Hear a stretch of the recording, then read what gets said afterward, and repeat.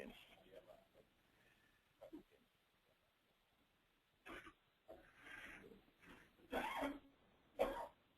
Okay. Better? All right, so thank you for coming along on this Sunday. Is it Sunday still? Sunday morning? Last day of the event.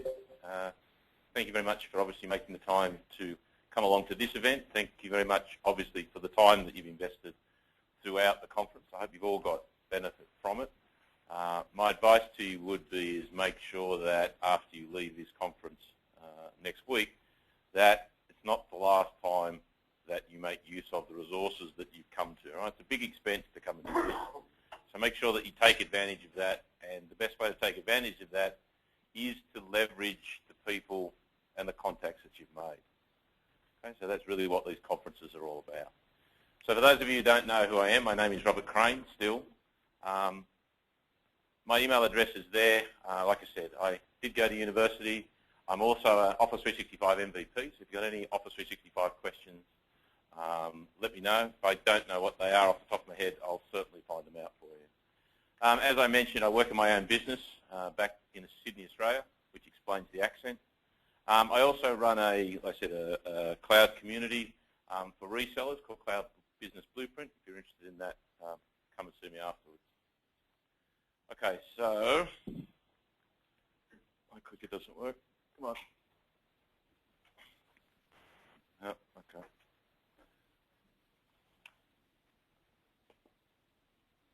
No, PowerPoint doesn't work. What's going on here? Oh, there we go. All right, so my social media handle is Director CIA, and again, if you want, you can send me an email. Okay, so what we're going to cover is some PowerShell basics, the advantages of PowerShell, how it works with Office, or configuring for Office 365, connect to Office 365, and some helpful commands. The best example is a use case. Okay, so we'll take you through a step-by-step through a use case. Okay, so this is not going to teach you the fundamentals of PowerShell. This is not going to teach you programming. It's going to give you a shortcut to using PowerShell. Okay, so PowerShell basics. PowerShell is simply a scripting language. All right, for those of you who remember the good old days with DOS batch files or Unix shells or whatever, it's no different. I'm very interested to find out that there seems to be a great, significant amount of resistance to IT pros using scripting language, to using PowerShell. It's a pure scripting language. Okay. When you run the Exchange Management Console today on-prem, what does it do in the background? It creates a PowerShell, and it runs a PowerShell. And at the end, it gives you that PowerShell. You can copy and paste and run it yourself. Okay?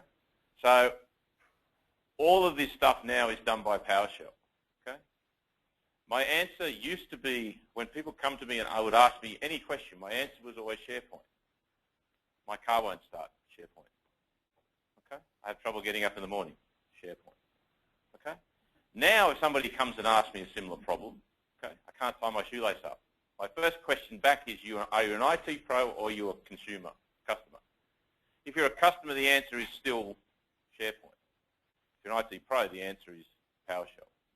Okay? PowerShell is the answer to all this sort of stuff. Okay? And it's not difficult. Remember that all modern OSs include PowerShell. That means Windows on the desktop. That means Windows Server. That means Office 365. That means SharePoint Online. Everything uses PowerShell nowadays. As I said here, it runs on-premise and it runs in the cloud. Okay? Can anybody name me another hosting provider that provides PowerShell access to their environment? No other provider that I've ever found in the cloud will give you PowerShell access to their services, to my knowledge. Okay?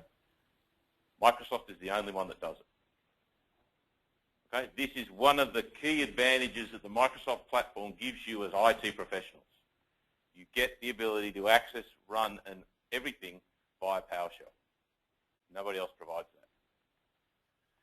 that. All right? And again, that's how the GUI console runs. Any console you run now, it's doing PowerShell in the background. Okay? So the syntax when you use PowerShell is a command followed by a dash followed by parameters. That's all it is. Nothing complicated, just a command followed by parameters. Okay? So the advantages of PowerShell is that it's fast. Because it's a scripting language, it doesn't have to open windows. It doesn't have to render buttons. It's quick. It's going to allow it to run quick. So what's the advantage to you using PowerShell over the GUI? Okay, if you want to provision 100 users in Office 365 and you do it through the console, how long is that going to take you? 100 minutes. How long is it going to take you to do in PowerShell? 100 seconds. All right? You just script it, run it, off it goes, works its way through. Okay, if you're doing things continually through the GUI in Office 365, you're wasting 2/3 of your day. Okay? 2/3 of your day. All right, as I said, it's time saving. What's the advantage of a script? Correct. Automation. Once I get it right, I run that script over and over and over and over and over again, and it doesn't make mistakes. That's what computers are good at doing. Redundant things constantly, without error. What's the other advantage in that case of scripting?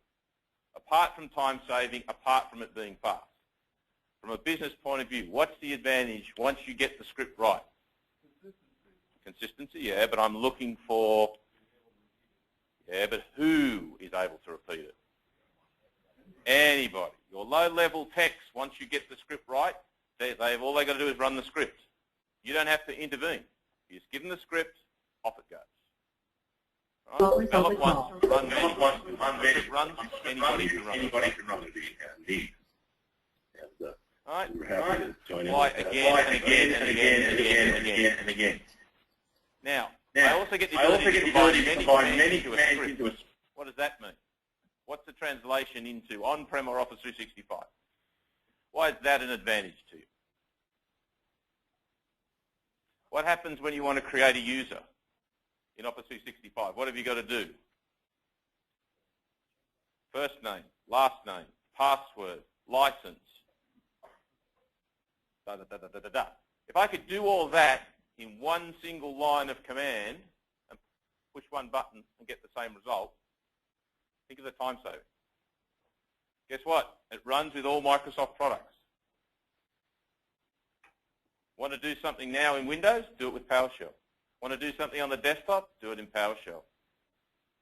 You want to do something on a network of computers? You run it PowerShell on the machine, and you can execute PowerShell commands against machines on your whole network. You want to find out the assets, you want to find out the Windows version, you want to find out how much disk space. What do you think System Center does? Those of you, System Center sits on a network and allows you to control and manage machines on your network. What does it do in the background? It just runs PowerShell. That's all it does. All it does. Okay, and as I said, there's no real equivalent to my knowledge for hosted platforms. Hosted platforms don't provide you PowerShell access as Microsoft does. Why wouldn't they do that? Why wouldn't other hosters provide you with the ability to run PowerShell? They're running on Windows, same technologies. Why aren't they providing you PowerShell? As good as PowerShell is, what's the downside to PowerShell? Correct. Exactly right. You're running it potentially as an administrator on the box to do things. Okay? If you want to do bad things, PowerShell is just as good as any other tool. Okay? So you've got two options here. All right? If you want to be a real person, a real IT pro, you do it on the command line. Okay? Or, if you're a bit wussy, you can run it in the integrated environment. So this integrated environment looks like a development environment. Right? No, I'm just kidding. The reality is the ISE is nice and easy. Why is the ISE nice and easy? You can see that it automatically color codes things for you like VB or .NET. It automatically puts line numbers in. So when you get an error, you can look at the line number. You can see the difference between, like I said, the commands and the parameters. And look over here, you get a nice help of all the commandlets that you open up and access or use in this PowerShell. Right? You don't have to do things the hard way. You can do it this way.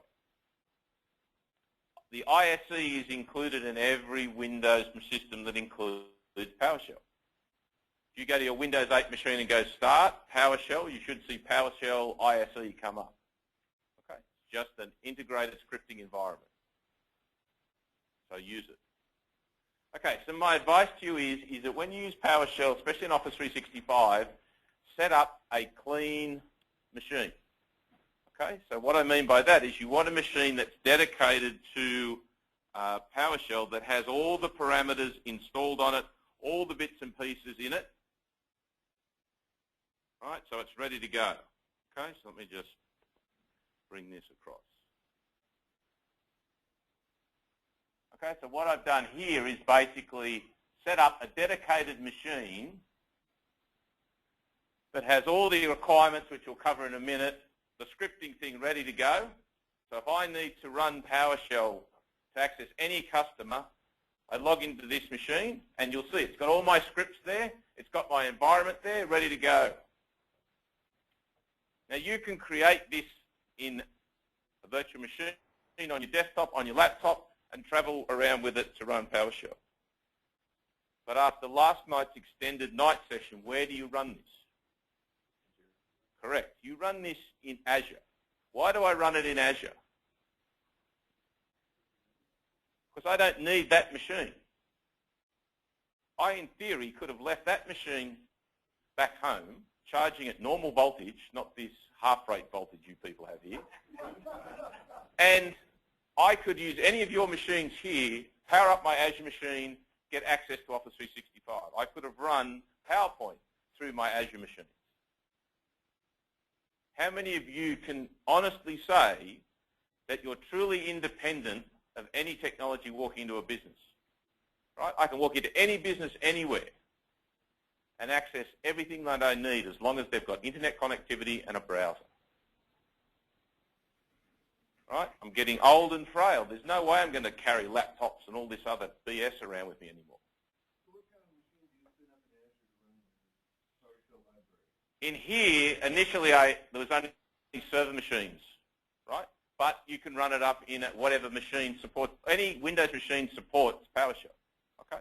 So as long as it's clean and it runs Windows, I don't care, okay? Doesn't matter. And you can run it up on a machine that's got 1 gig of RAM or whatever. It's tiny, it doesn't matter, okay?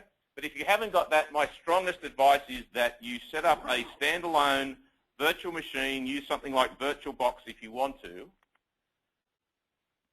because PowerShell requires a number of prerequisites. Those prerequisites can stuff up other software on your desktop, .NET 4, .NET 3, okay? If I've got a nice clean environment, I don't have to worry about that. I power it up, I know it works every time, okay? So my advice to you is start with a clean setup. VirtualBox is free, Azure much better. Don't overlook the prerequisites, right? We need to get the prerequisites on the machine so it'll all run. The amount of people that come to me and say, I can't connect to my Office 365 with PowerShell, I get this error. Now, strangely enough, as soon as they run PowerShell, their ability to read and comprehend text disappears. Because PowerShell tells you this module is not loaded or this is missing. So they send me the screenshot, I read the screenshot and translate it into English, and I send them back, do you have it installed this? And I add my own flavor and say, you idiot, right? Because that's what you need to do, read what it says, okay? Don't overlook the prerequisites. My advice to you, again, is if you want to use PowerShell, right, if you want to seem like a whiz, when you leave the conference, the next break that you have, right, in your business, set up a PowerShell environment. So get it all working, make sure it works, power it down, it's ready, it's there. Okay? When did Noah build the ark? Before the rain. Before the rain. Don't try and do the PowerShell environment when some person rings you up and says, I need this, this, and this done, and the only way you can do it is in PowerShell. and you'll spend all this time pulling down the bits and pieces, installing them, getting errors, okay, before the rain, right? Okay, so the first thing you need to install on your machine is the Microsoft Sign-In Assistant. Where's the most logical place to get the Sign-In Assistant? Besides doing a search. Where do you get the Microsoft Online Sign-In Assistant? Correct. Okay, so in the Office 365 portal under Software, right, there's a desktop option. And it says desktop client is only required for 2010 systems or prior. For 2013 Office, all that stuff is built in. But to run PowerShell, you need to run this online assistant. When you install the online assistant, you can do it as a separate download. It will install a service. You go to Services, you'll see that it runs this in the background. What else is the online assistant required for? What other Office 365 technology requires the online sign-in assistant? DIRSync. You do directory synchronization. If you want to do ADFS, this client is required. Okay? So make sure that's installed. And again, check that it's installed by looking in the services. Then you will need to install the Windows Azure AD module. This is the PowerShell module that contains commands to get to Windows Azure. Why the hell do we want to get to Windows Azure? What about this Office 365 thing that we're trying to solve? Correct. Office 365's identity, the way it manages its identity is via AD. The AD for Office 365 is in Windows Azure.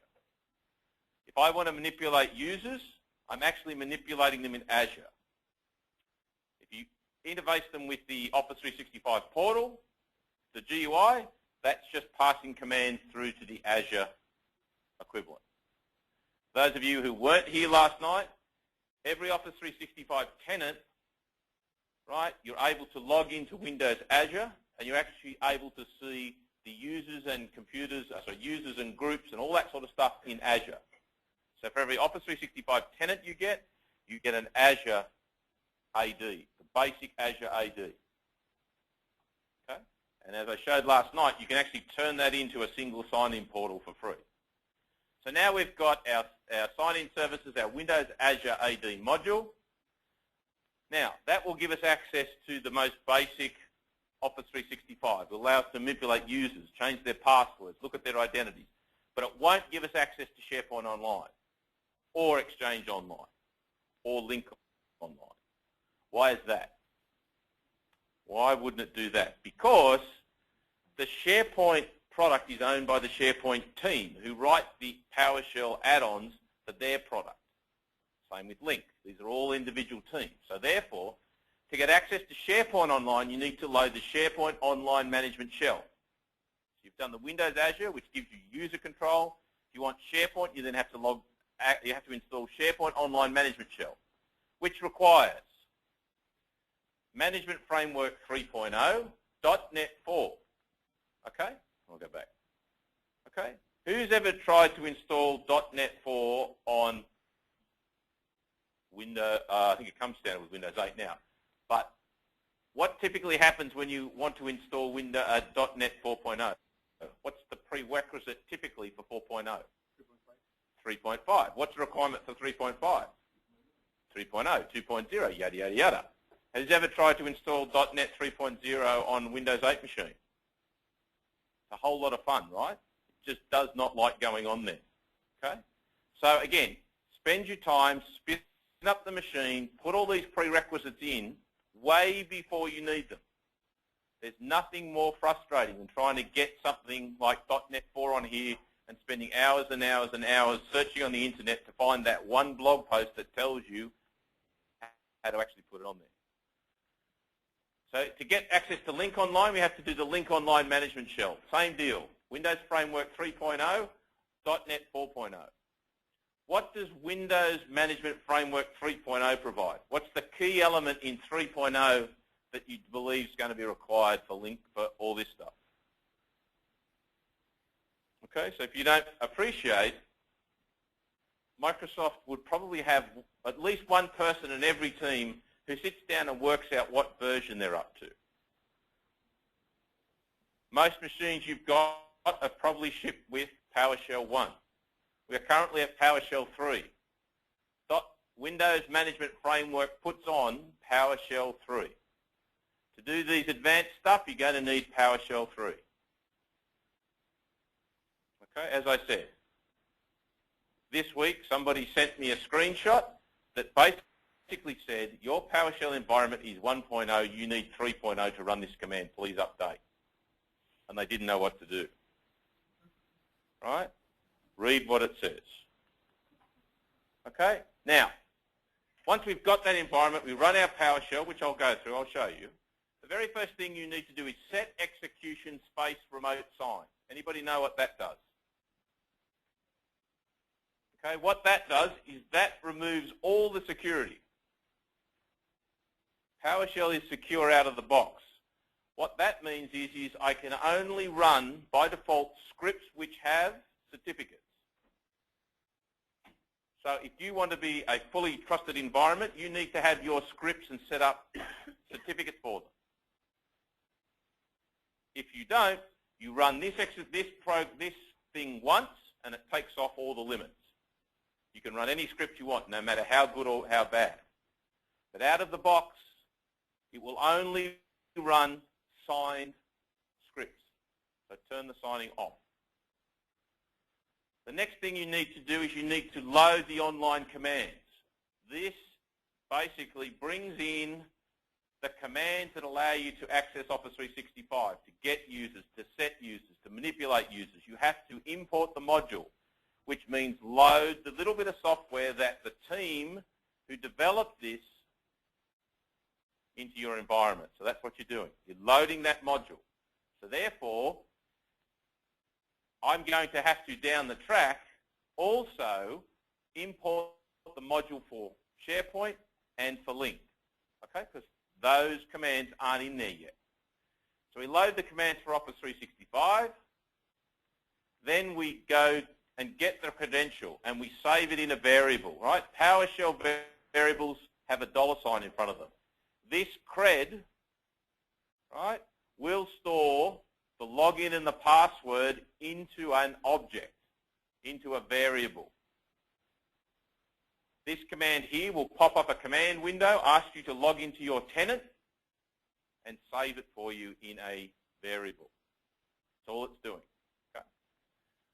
Then you need to actually connect to the service. So you connect to the MS Online service, so you're actually making a connection to the tenant using the credential you've just saved in this variable. Okay? So again, if any of this is not clear, if I'm missing anything, just let me know. Stick your hand up, because again, we're going to go through step by step. So I'm connecting to the service using this credential I've just saved. Okay? And you'll get the slides, so don't worry. Okay, so in my PowerShell environment here, okay, so what I'm going to do is, hopefully it's still running nicely. Okay, so over here, okay, so there's my, let me get rid of this. Okay, so that's the biggest that I can, go on, unpin that, there we go. So that's the biggest that I can make that. Okay, so a little PowerShell tip if you don't know, you go up to here, you click on that, you go to Properties, and you go to Font, and that's how you can change the size of the PowerShell font. Okay, save you squinting. All right, so now what I want to do here is if I want to connect to Office 365, this is the script. All right, so I've hashed out, so I hash in front of the script just as a comment.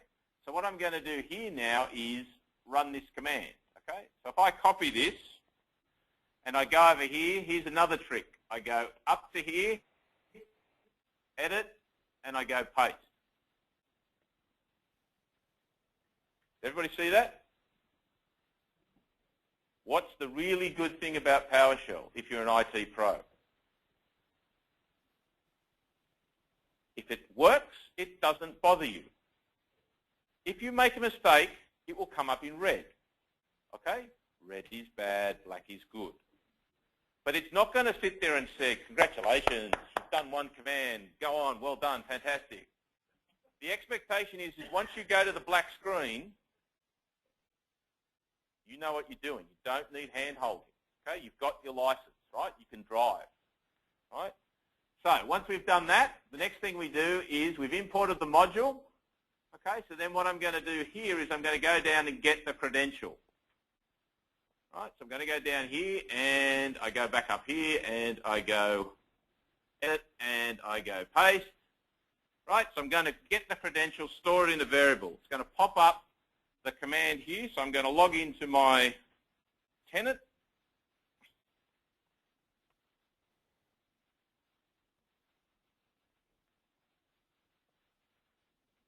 Hopefully I can spell and put in the password.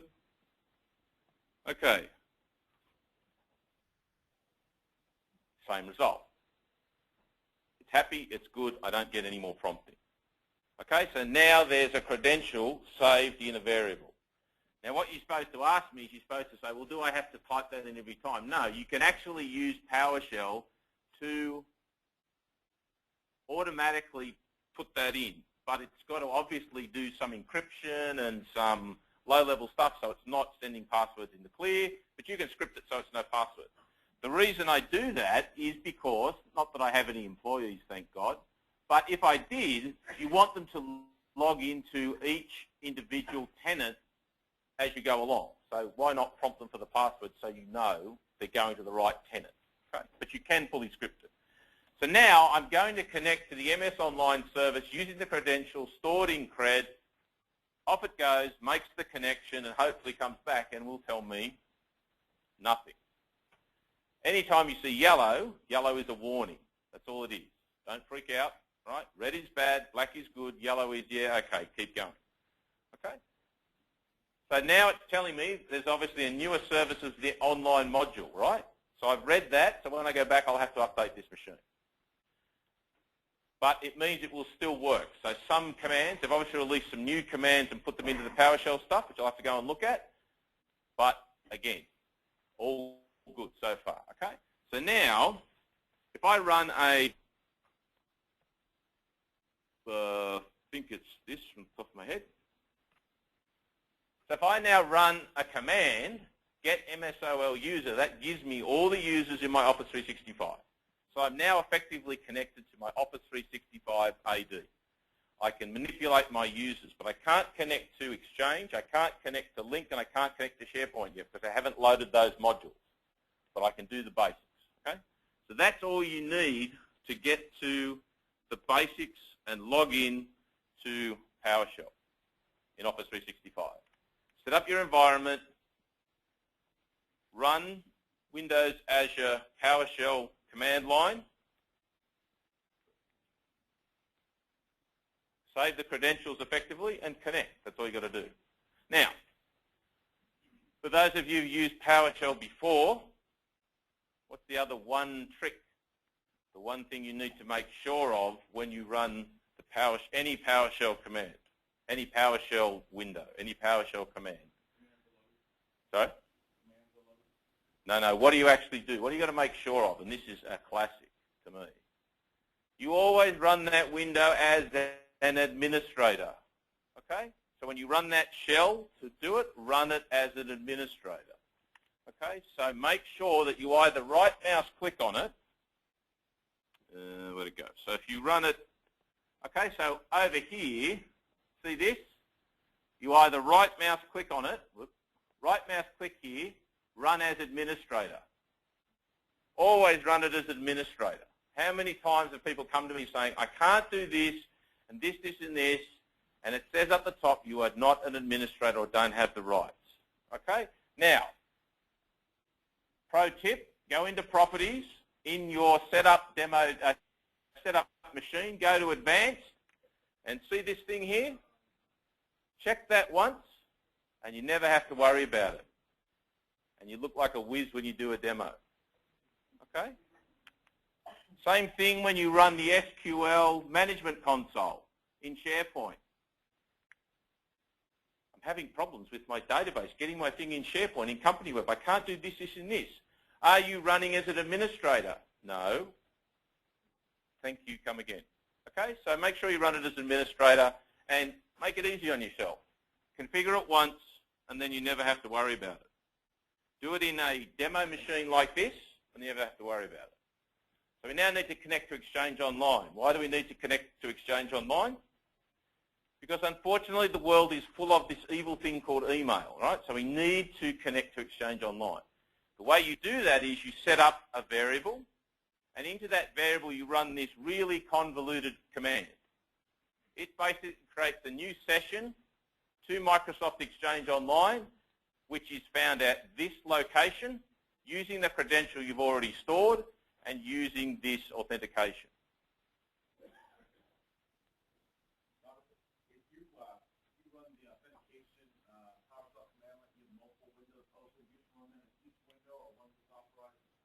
One session. Every window is a session. It's a user session. Okay? So don't worry about this. Just copy and paste it. Don't worry about analyzing it. Just get the credential. Just get the syntax right. Save it. Run it. Who cares? As long as it connects, I don't care. And then once you've got that, you actually import the session. Okay? So you run this command: import PS session, PowerShell session, using this variable you've just created. All that basically says is connect to Exchange Online using that URL and that credential. That's all it's doing. Looks complicated, but it's not. Script it, you never have to worry about it again. Okay? When you want to connect to SharePoint Online, because SharePoint Online is the center of the universe, you need to connect to that. You go import module, Microsoft.online.sharepoint.PowerShell. Okay? Now, if I go to Lync, and then you've got to, I'll come back to that. But if you go to Lync, right, when I connect to Lync, look at this. Import-module Lync connector. That's their PowerShell module name. But SharePoint is Microsoft.online.sharepoint.PowerShell. So they don't make it logical. The module name varies between the teams. Copy it, put it in a script, run it a million times, don't worry about it. Question?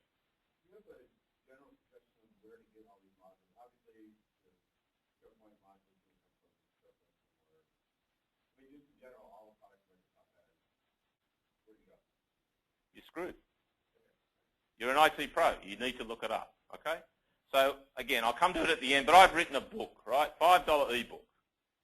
Buy the book. It's got all the commands in it, all the locations, all the links, and it will save you 3 hours of fart-assing around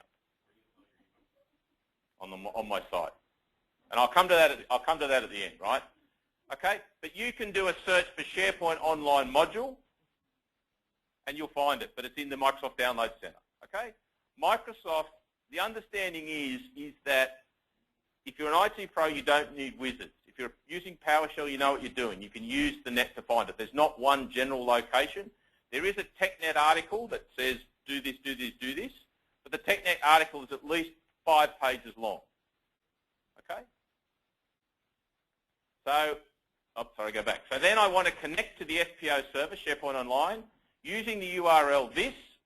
The trick here is the URL is always your tenant name -SharePoint -admin.sharepointonline.com.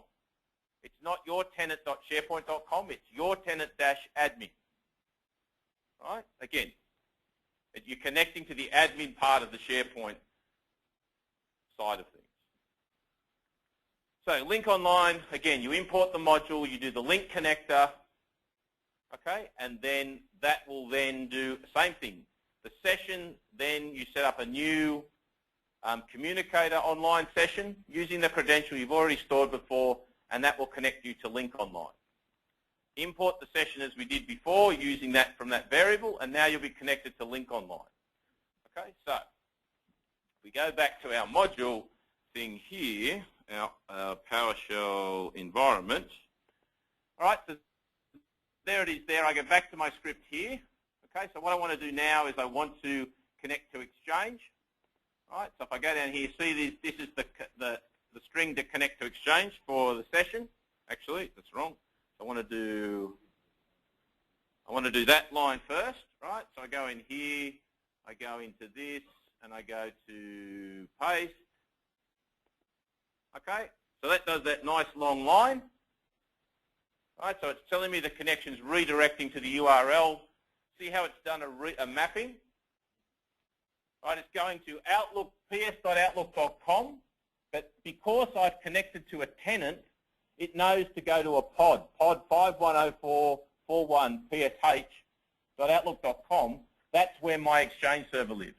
So we go out to the data center, we go along 51,000 pods, and we'll find this actual pod where my tenant lives. Okay? So it does the redirection for you. So that's now connected. It's created that connection. I now need to import that because that's just a variable. I need to bring that into my session so that I can actually open it up. So in here, I now go edit, paste. All right, import the session. Now what you'll see it doing, you watch it. When it loads, up the top here, see here? It's loading the commands. So I can now begin to execute Exchange PowerShell commands. So now it tells me, yep, that's cool. This time it gives me a report that says that I'm running the script here. It's worked. So if I now get dash, not sure if it's Mailbox, is it? We'll see. There you go. I'm now able to get all the users. Because I've loaded the Exchange modules, I can get the mailboxes. These are the mailboxes that the users are attached to. If I did the SharePoint thing, I could connect to SharePoint, get SharePoint information. If I did the Lync thing, I can connect to Lync thing, right? So the reality is that what I want to actually do here is now run the script. So if I do clear screen, CLS, if I do C:\sc, so another pro tip, begin typing it and then hit tab, and it fills it out for you. Hit slash, I think it's O, and then I hit tab, right? Tab, tab, tab, it goes through all the matches, right? Link, quick, da, da, da, da, da. Right, so if I go back to O35C Connect, ask me for my credentials.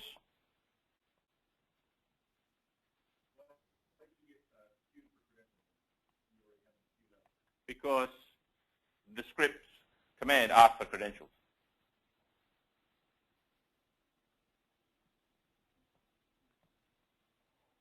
It's not like a browser.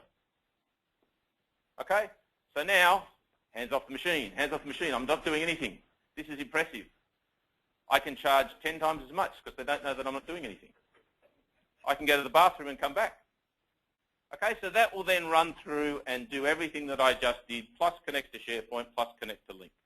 Okay, the script that it ran, right, is this script here. All right, so you'll see in a minute, it's connected to Exchange. All it's doing is running this script over here.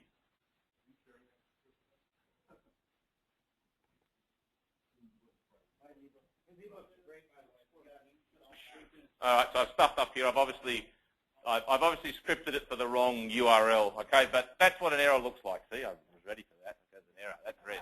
That's bad. I did that on purpose.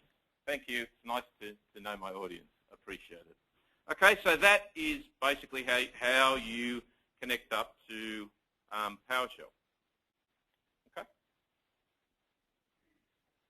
Do the script once, get it right, never have to revisit it again.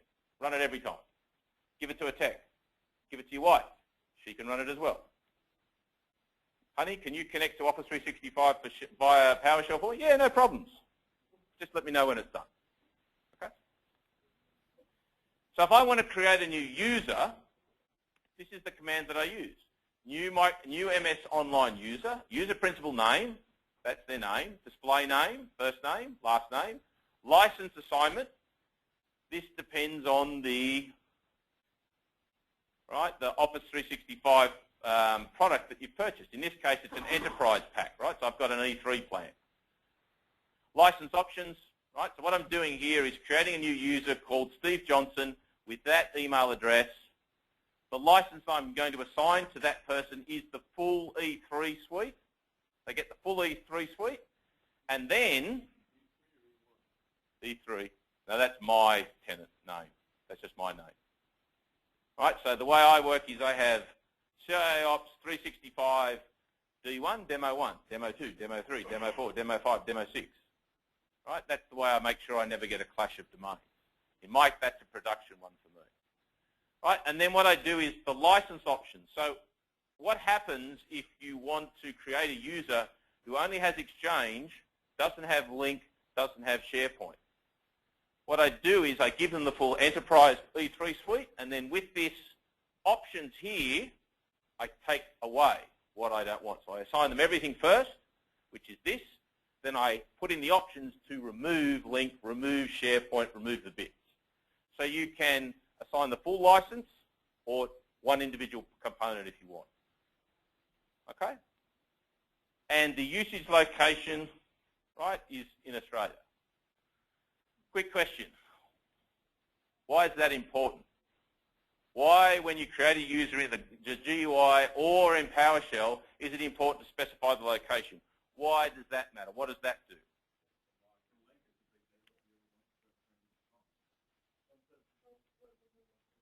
Okay. There are multiple data centers around the world. That determines where the information is based. If I am in AU, I want it as close to me as possible, right? If you're in the US, you want it in the US. Okay, this is their home data center, right? Their home region. Now, it may also have security issues. It may also have restrictions based on country. Okay, so some countries, India, Pakistan, Saudi Arabia, all the bad countries like Iran and those sort of places, have limitations on what features of Office 365 they can use based on their country's geopolitical requirements. Okay, so that's the other thing it does. But the main thing is it puts it in a data center near the user. Okay, so that's all you need. So that creates a new user. One more question. Your $sign option variable there, you simply then create a set Exchange, SharePoint, whatever, and then that option is just a variable that you pop that in. Exactly, that's all it is. Okay, now, if I want to create one user, maybe not so crash hot. I still think it's quicker to do it this way. If I want to create 400 users, if I want to create a user and assign it as a low-level tech, so the tech always gets the right license options. You just said one more question. You've used up your allocation, I'm sorry. That's like asking for more wishes.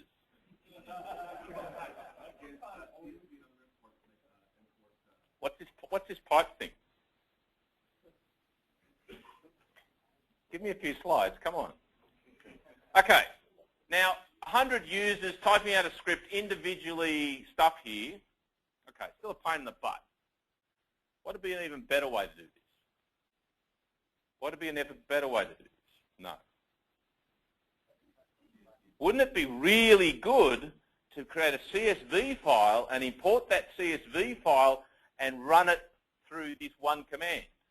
Loop through all the CSV variables and then create the user. Yes, we can. Yes, we can. That's the way to do it. One-line script that calls in a CSV file of the same name, that you change that CSV file with all the users, and it sucks it in and creates all the users for you. You send that CSV file to your client, get them to fill in the fields with the right names, the right surnames, make them do the work. I'm all for clients doing all the work, right? And then they send it back to you, and you just go run. Here's your invoice. Thank you very much. Come again. Okay? So that's what you can do here. Do you realize, right? Do you realize you can set the Office 365 password? Okay? No, I can set it. I can set the password. So when you do an install, a new rollout, what I would suggest you do, user 1, password 1, user 2, password 2, user 3, password 3. You make them all generic. And you tell them the first time you log in, it's going to be this. And then when it logs in for the first time, what's it going to do here? In this case, it's not forcing them to change. But you just make this that they're forced to change. So you send your tech out and you say the password for Mary will be Mary123. The password for Jenny will be Jenny123. As soon as they log in, they'll have to change it. How much easier is that when you do a deployment? What's the biggest problem with users when they log in for the first time? I have to change my password. I have to think of a new one. I have to come up with something which conforms to complexity. Password 123. Oh, damn. Password 124. Yay! You know. So again, take that pain out, script it, do it directly, right? If a user rings up and says, can I change my password? Bang this in and run it, change the password, and then force it not to change and tell them what their new password is. There you go, Jenny. No, they'll pick on a person. There you go, Ben. Your password is Ben is now an idiot, right?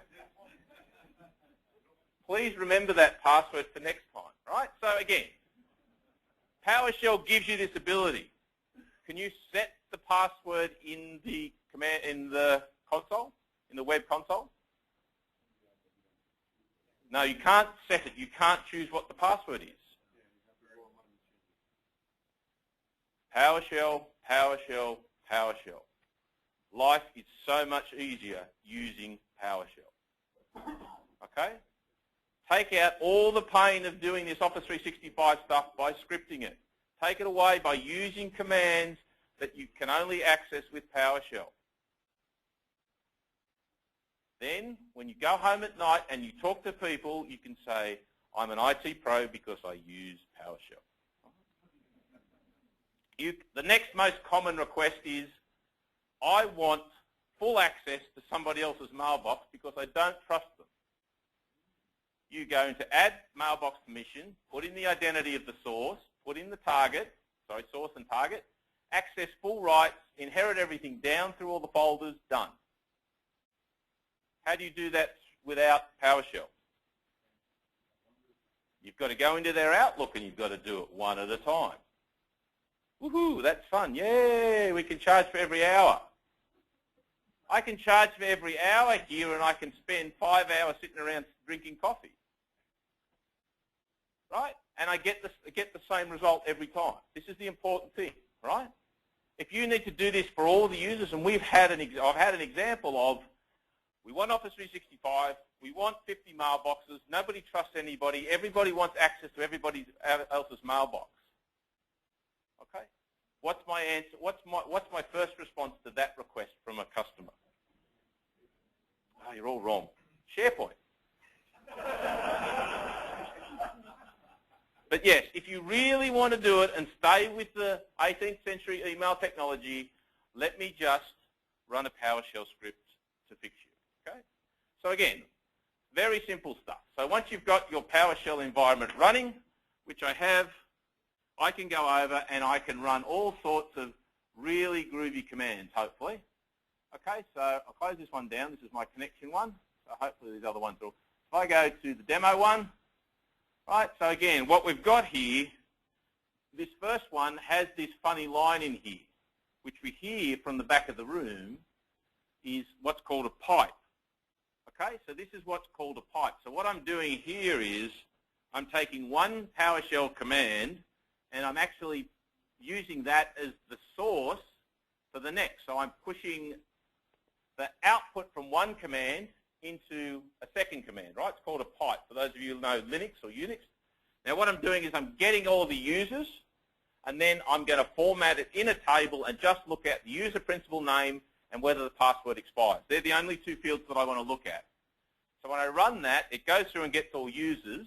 Then it filters them through and just only shows me user principal name, this, and whether their password expires, here. So therefore, this user here, presenter, is currently false. Their password will expire. How do you tell now without PowerShell whether their password expires? You're right. Your stun silence is exactly right. You can't. Through the GUI, you can't. I run this command once. I never have to go. I just copy and paste like I just did then. Right? You see how much of an idiot I am? I'm showing you all the magic behind the curtain, right? It's not difficult, right? Just get the command, put them in a line here, copy the account. How many times have you had the situation where you pick up a new client or you have a complex environment and you need to know what the licenses they've got, what plan have they got? Run the get-msol account SKU and look, Office 365, CIApp.enterprise pack. 12, I've used 12 out of 25. Okay? Simple. Now, with all this sort of stuff that I'm showing you, where could you use this? Where could you use this to make money? By not doing anything, not even getting off your backside in your office. What can you do? You do something similar to this already for on-premise stuff. What do you do?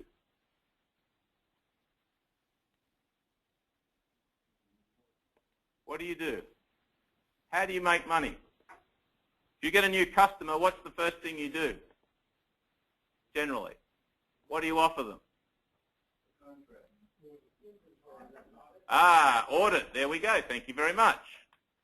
You could come up with an Office 365 auditing script that goes through their tenant and pulls out usernames, expiry, what license they have, yada, yada, yada, yada, yada. And you can then tidy that up, import it into Word, and then give them an audit. Okay? So here what I've done is I've got the mailbox, typed it through a get statistics, and I'm now selecting the object display name, archive box, item count, yada, yada, yada, and here's the table. User, is it archived, the total item count, how many items in their mailbox, and the total email size. How do you do that from the console? It's a pain in the butt, right? I ran one script and I've got all this information. Now, all that information there is fine, but how do I get that into a report? Two ways. How do I get that into the report? All right, what I can do here is I can put my clicker down. What I can do is I can go up to here and I can go this, edit, mark, right, and then I can select all that stuff. Then I go back to here, I go edit, I go back to here, I go to copy, okay? And if I open a new one of these, which I think is Shift, is it? Yes. And then I go Control V. Thank you, I'm here till this afternoon. Right, piece of cake. Or the other way to do it is you can use PowerShell to export to a CSV file or a text file, okay? But you can copy and paste. PowerShell commands, DOS commands, you can copy and shell, right? Copy and paste, sorry. So nice and easy. All right, so again, you can do all this sort of stuff without the need to, yeah, you can write it to a CSV or a text file. Yep, you can do all sorts of stuff. PowerShell, you can do just about anything. Okay? Now, hopefully, I'm not sure if we've connected to the SharePoint stuff, so let's have a look. We'll see if this works. It may not because I had an error there before. Let me just see what happens. This might come up with an error, so let's see what happens. So this is it. No, that's not. So this is my SharePoint online command. I can now get every single URL and tenant, who's the site collection administrator, and its usage. I know nobody here uses SharePoint, but when you get round to it, that is very handy. When you have an E-plan that has unlimited site collections, very handy. Because what does a user do? User goes berserk. I've got unlimited site collections. Yeah, baby, more. Okay, so yeah. Export to a CSV, copy and paste, put into an audit report, tidy it up, and pay. Okay? Nice and easy. You can do that with Lync. Lync's going to give you the ability to look at the calls that were made, when they were made, how long people were using Lync, all that sort of fun stuff. Okay? So let me give you a full user example, a real-world example. Okay? What happens when one of your customers' users resigns? What do you do? What process do you go through for your customer?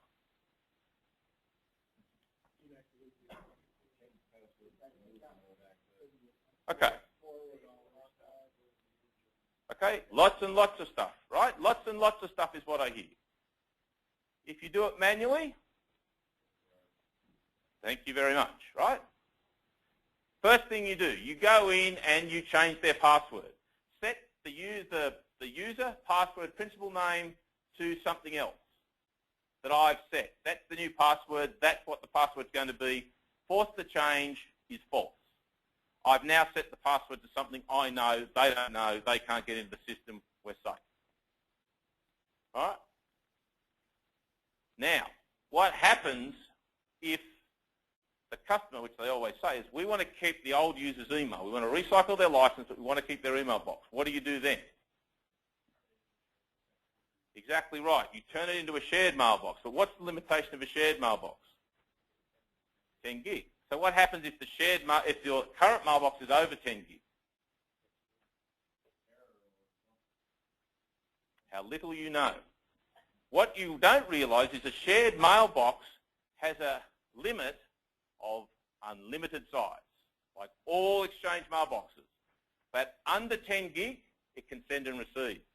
Over 10 gig, it doesn't work, right? But it still retains the information. So a shared mailbox can be used as a free archiving mailbox even over 10 gig. You can access it, you can view it, but you just can't send and receive from it. Okay, so therefore, what we do is we convert the user's mailbox, right, to a shared mailbox. But to know whether it works, I'm checking to see whether it's under 10 gig. So I do a check to see whether it's under 10 gig. Then I can set the limits on the mailbox to prevent that going over 10 gig if I really want to. Okay? Just showing you this just to be pedantic, to show the level that you can go to in PowerShell. Right? So this is the receive quota, that's the send quota, that's the warning. I can then convert it to a shared mailbox. Tough. Really tough, right? First name, last name, make it a shared mailbox. Done. Then I hide the mailbox from the gal. Why am I hiding it from the gal? So nobody finds it when they do it too, right? So remove it from the gal. Then I set up a forward. All the mails from that user need to go to a new destination, right? The identity for the mailbox now goes to this person. So the mailbox should no longer get mails to that person, okay? Then I set up full send and receive permissions on that mailbox so that anybody or whoever can get to that now shared mailbox and access it and look at archives, okay? Then I check that it's shared to make sure it's correct. So again, I get the recipient size unlimited, where the mailbox, I go through every single mailbox here, so that's a loop, equals shared mailbox. So I'm looking for every single shared mailbox on my site, okay? Another question.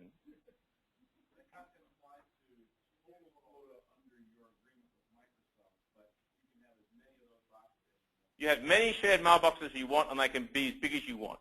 But when they're under 10 gig, they will function as a shared mailbox send and receive. Once they're over 10 gig, they'll just basically be an archive. They'll hold the information, but they basically won't function. They can't operate. But you can still get them. You can view them. Last thing I want to do is I want to remove the license. So I set the MSLU license, user principal name, first name, last name, and I remove the license. Okay? If you script all that and the user leaves, push a button, done.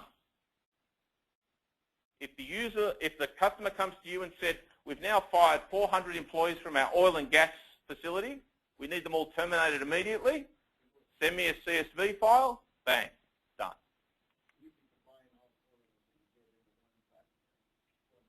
Correct. And you don't have to run it. Your tech can run it. Exactly right. And you can then do something even better. I'll show you that in a minute. So PowerShell is for IT pros. Hopefully you've learnt that PowerShell will not kill you. PowerShell makes you stronger. And again, I'm still thinking of setting up a bumper sticker. Real IT pros use PowerShell, right? Fast way to manage all Microsoft products. PowerShell on-premise, PowerShell off-premise, PowerShell for Windows, PowerShell for Excel, PowerShell, PowerShell, PowerShell, PowerShell, PowerShell. Right? Done once, run many. How many times have you heard that as an MSP somewhere else? Do once, run many. Do once, run many. How do you make money? Do it once, run it many times to make more money. Right? Simple. Functionality will only increase. As you can see, there's been an upgrade since I've done this script, so there's obviously more commandlets in there. Okay? That's the book. $4. It'll show you all the links, all the stuff that you need to do. It's going to save you hours and hours of time. Now, to finish off, let me just show you the ultimate script. So what I'm going to do here is I'll go to CLS. So over here, what I've got is I've got what's called the full script. Right, and hopefully, right, so as you'll see, it's actually got other PowerShell commands in there. Now have a look at this. So if I go C:\scripts, oops, damn, too many tabs. C:\sc tab, right, /O365 full, right? That's now being particularly verbose. I've got everything, all the options set for turned on. So I see everything that's happening. Okay? So you can go, it's got an error for why it's logged in incorrectly. So you can go quiet or you can go verbose. Okay, now the other thing you can do, if I can find it, is maybe it's, let me have a look, maybe it's this one. No, that was the one I was in. There's the other one. Maybe it's this one. No. I wonder where it is. Maybe it's, that's the admin. Maybe it's, I can't find it. Thought it was this one. But anyway, what you can do, oh actually, what's this one do? Yeah, it doesn't show me. So what you can actually do is you can put into your PowerShell a text output. Starting connection to Office 365, starting, finishing, that's what I do. So every time the module loads, I output something to the console so I know if it stuffs up, I know where it is, so a bit like a debugging line. So it doesn't have to purely be the output that PowerShell puts back. You can push your own output out to the screen, which I thought I had in there, but obviously I haven't put in. So it would have only been the full script, which is not there. So again, as you see here, what it's doing is this here, what it does in my case here, this host raw, this thing here, actually changes the, see how at the top there, it's actually changed the window name to connect to Lync Online Service. So as it runs, I can see what it's doing. Okay?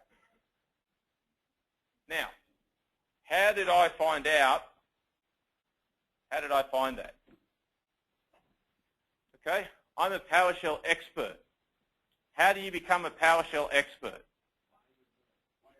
No, that just gives you Office 365 PowerShell expertise. How do you become an overall PowerShell demigod? No, that is so far down the wrong way. Control-C, Control-V, copy and paste. Copy and paste. Find someone else's script, copy and paste, copy and paste. Yeah, Bing copy and paste.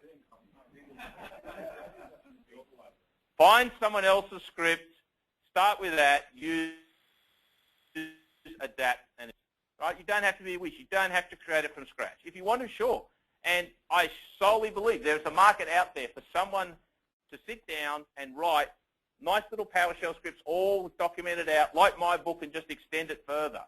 All these common things they do every day. Write PowerShell script, sell it as a subscription, $10 a month, I'm sure most people would pay.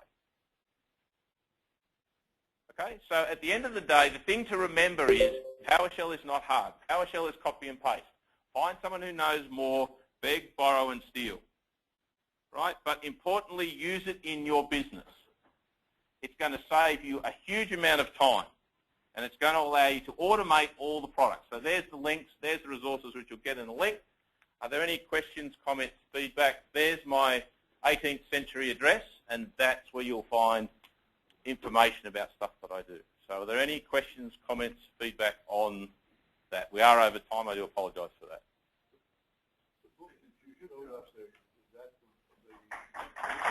Yeah.